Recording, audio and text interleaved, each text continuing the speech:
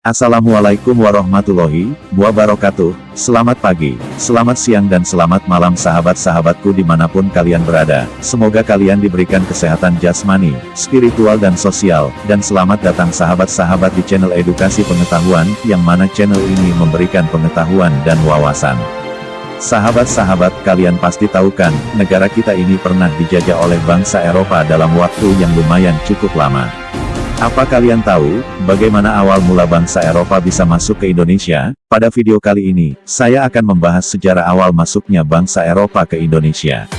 Namun sebelum melanjutkan ke pembahasannya, mari kita share, like, komen dan subscribe, agar channel ini berkembang dan terus bisa memberikan pengetahuan.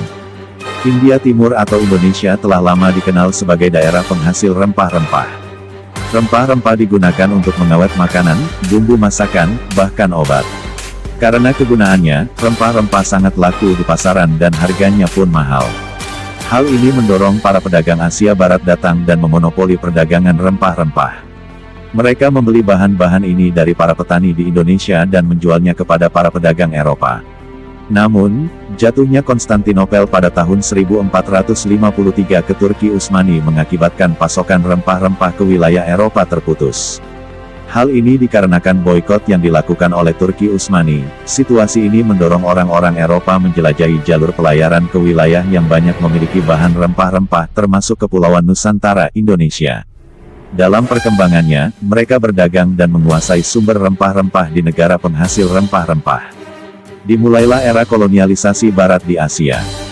Secara umum, kedatangan bangsa Eropa ke Asia, termasuk ke Indonesia, dilandasi keinginan mereka untuk berdagang dan menyebarkan agama.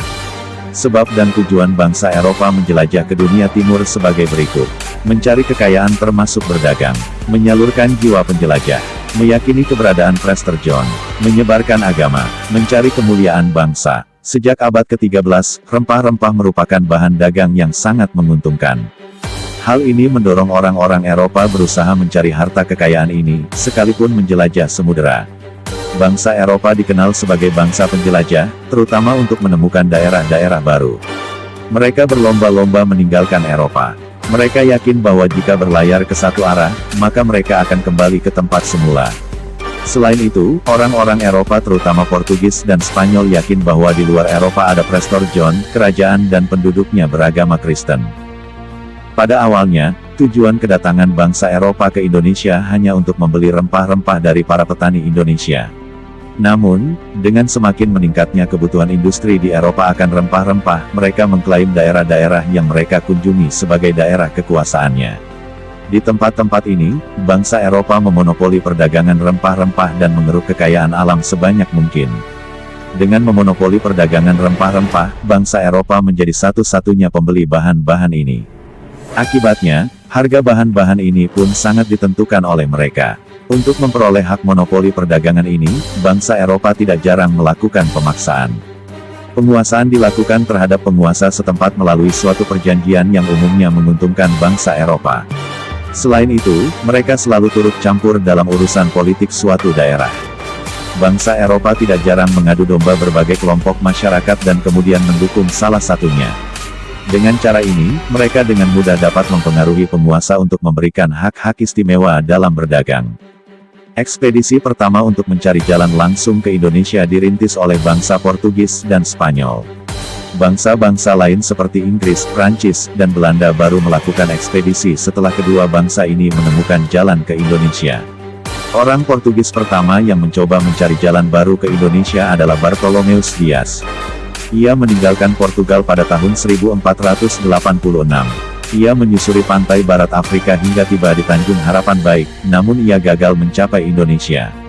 Setelah Bartolomeus Dias menemukan jalan ke timur di Tanjung Harapan Baik, Afrika Selatan, upaya mencari jalan ke Indonesia diteruskan oleh armada-armada Portugis berikutnya. Armada Portugis berikutnya yang mencoba berlayar ke Indonesia dipimpin oleh Vasco da Gama. Mereka berangkat pada tahun 1497 dan berhasil melewati Tanjung Harapan Baik. Sewaktu tiba di pelabuhan Malinda, Afrika Timur, mereka bertemu dengan pedagang-pedagang Arab dan India. Namun, jalan ke Asia Tenggara tetap dirahasiakan oleh para pedagang tersebut. Oleh karena itu, orang-orang Portugis melanjutkan perjalanannya menyusuri pantai timur Afrika. Mereka harus melewati perairan dengan ombak yang sangat besar. Daerah itu terletak di timur Laut Afrika terutama di sekitar ujung tanduk. Oleh karena itu, daerah ini disebut Gua Davui, berhati-hatilah.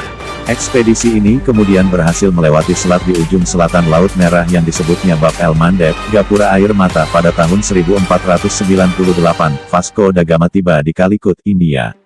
Sejak saat itu, perdagangan antara orang Eropa dan India tidak lagi melalui jalur Laut Tengah melainkan melalui pantai timur Afrika.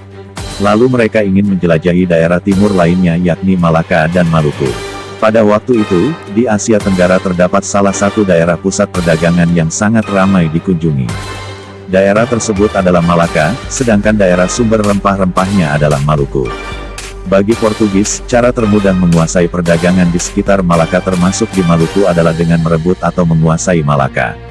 Kolonialisme Portugis di Indonesia dimulai sejak kedatangan Alfonso de Albuquerque di Maluku. Pada tahun 1511 ekspedisi Portugis di bawah pimpinan Alfonso de Albuquerque berhasil menaklukkan Malaka. Dari sana, mereka menuju Maluku dan diterima dengan baik oleh Raja Ternate. Mereka diperkenankan berdagang dan membangun benteng di Ternate. Pelopor bangsa Spanyol yang mencari jalan langsung ke Indonesia adalah Christopher Columbus. Ia berjalan ke arah barat. Setelah 2 bulan, ia sampai di sebuah pulau yang kemudian dinamakan San Salvador dan Columbus gagal mencapai India. Setelah Columbus gagal menemukan India, ekspedisi Spanyol selanjutnya ke daerah rempah-rempah dipelopori oleh Ferdinand Magellan. Pada tahun 1519 Magellan berangkat melalui Samudera Atlantik. Setelah melewati ujung Amerika Selatan, ia masuk ke Samudera Pasifik. Ia tiba di Filipina pada tahun 1521. Saat mencoba mengatasi perang antar suku di Cebu, Magellan terbunuh, ia digantikan oleh Del Cano. Dalam perjalanan kembali ke Spanyol, mereka singgah di Tidore. Sejak saat itu, terjalin kerjasama antara Spanyol dan Tidore. Kerjasama itu dalam hal perdagangan yang diperkuat dengan dibangunnya benteng Spanyol di Tidore. Kondisi tersebut tentu menyebabkan antara Portugis dan Spanyol saat itu, Portugis merasa terancam dengan hadirnya Spanyol di Tidore. Hal ini diperkuat dengan kenyataan bahwa Tidore dan Ternate telah lama bermusuhan. Dengan alasan tersebut, Portugis yang didukung pasukan Tidore.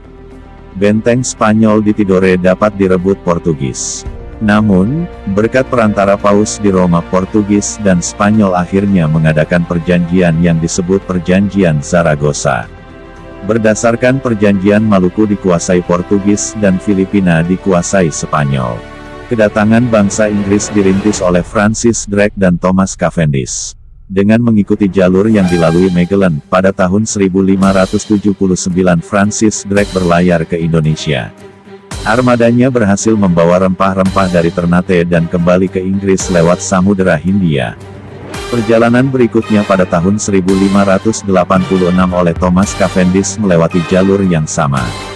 Pengalaman kedua pelaut tersebut mendorong Ratu Elizabeth pertama meningkatkan pelayaran internasionalnya. Hal ini dilakukan dalam rangka mengalahkan ekspor wol, menyaingi perdagangan Spanyol, dan mencari rempah-rempah. Ratu Elizabeth pertama kemudian memberi hak istimewa kepada EIC, East Indian Company, untuk mengurus perdagangan dengan Asia. EIC kemudian mengirim armadanya ke Indonesia. Armada EIC yang dipimpin James Lanchester berhasil melewati jalan Portugis, lewat Afrika. Namun, mereka gagal mencapai Indonesia karena diserang Portugis dan bajak laut Melayu di Selat Malaka. Awal abad ke-17, Inggris telah memiliki jajahan di India dan terus berusaha mengembangkan pengaruhnya di Asia Tenggara, khususnya di Indonesia. Kolonialisme Inggris di Hindia Belanda dimulai tahun 1604 menurut catatan sejarah. Sejak pertama kali tiba di Indonesia tahun 1604, EIC mendirikan kantor-kantor dagangnya. Di antaranya di Ambon, Aceh, Jayakarta, Banjar, Japara, dan Makassar. Walaupun demikian, armada Inggris tidak mampu menyaingi armada dagang barat lainnya di Indonesia, seperti Belanda. Mereka akhirnya memusatkan aktivitas perdagangannya di India. Mereka berhasil membangun kota-kota perdagangan seperti Madras, Kalkuta, dan Bombay. Armada Belanda yang pertama berusaha mencapai Indonesia dipimpin Van Neck, namun ekspedisi ini gagal. Kemudian, pada tahun 1595 armada Belanda dipimpin Cornelis de Houtman dan Peter de Keyser berangkat menuju Indonesia. Mereka menyusuri pantai barat Afrika lalu sampai ke Tanjung Harapan Baik. Dari sana, mereka mengarungi Samudera Hindia dan masuk ke Indonesia melalui Selat Sunda lalu tiba di Banten. Armada ini tidak diterima oleh rakyat Banten karena Belanda bersikap kasar. Selain itu, hubungan antara Banten dan Portugis masih baik. Dari Banten, armada ini bermaksud menuju Maluku untuk membeli rempah-rempah namun gagal mencapai Maluku. Cornelis de Houtman tiba kembali di negerinya pada tahun 1597, ia disambut sebagai penemu jalan ke Indonesia. Setelah Cornelis, armada Belanda datang ke Indonesia susul menyusul. Hal ini mengakibatkan lalu lintas Indonesia, Belanda menjadi ramai. Armada Belanda yang pertama mencapai Maluku adalah armada kedua. Mereka berhasil melakukan pembelian rempah-rempah di sana. Pada awalnya, Belanda gagal persaingan dengan Portugis, baik di Maluku maupun di pelabuhan di Indonesia. Namun, karena armada Belanda semakin hari semakin bertambah, sedikit demi sedikit armada Portugis mulai terdesak. Akhirnya Portugis terusir dari Maluku, menandai era kolonialisme Belanda di Indonesia. Sejak itu, pedagang-pedagang Belanda semakin banyak yang datang ke Maluku. Untuk mengatasi persaingan di antara pedagang-pedagang Belanda sendiri, pada tahun 1602 dibentuk VOC, Verenigde Oostindische Compagnie, atau Persekutuan Dagang Hindia Timur. VOC dipimpin oleh De Heren Soeventien, Dewan 17 dengan Peter Boe sebagai Gubernur Jenderal yang pertama. Semula VOC berpusat di Ambon. Namun, sejak kepemimpinan Gubernur Jenderal Jan Pieter Zoenkowan, pusat VOC dipindah ke Jayakarta yang kemudian berganti nama menjadi Batavia. Untuk memperkuat kedudukan VOC di Indonesia, pemerintah Belanda memberikan hak-hak istimewa. Hak-hak istimewa VOC tersebut antara lain adalah hak monopoli dagang, hak membuat dan mencetak uang, hak membentuk tentara, hak menyatakan perang ataupun membuat perjanjian. Dengan hak-hak tersebut berarti VOC memiliki kekuasaan seperti suatu negara. Mereka dapat bertindak bebas tanpa harus konsultasi lebih dulu dengan pemerintah Belanda di negeri induk. Bangsa Eropa datang ke Asia termasuk Indonesia karena mereka ingin berdagang, menyalurkan jiwa penjelajah, dan menyebarkan agama. Untuk itu, bangsa-bangsa Eropa mencari jalan baru dengan mengarungi samudera. Pelapornya adalah bangsa Portugis dan Spanyol. Pelaut-pelaut terkenal dari Portugis adalah Bartolomeus Dias dan Vasco da Gama. Sedangkan pelaut dari Spanyol adalah Columbus dan Magellan. Bakat kepeloporannya, Portugis dan Spanyol berhasil menguasai jalur berlayar, terutama untuk mencari kekayaan. Indonesia sebagai daerah penghasil rempah-rempah menjadi rebutan.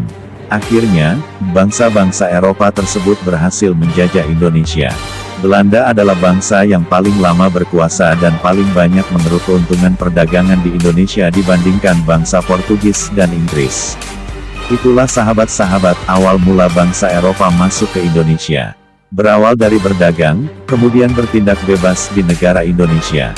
Negara yang pertama kali masuk ke Asia terutama Indonesia adalah Portugis dan Spanyol.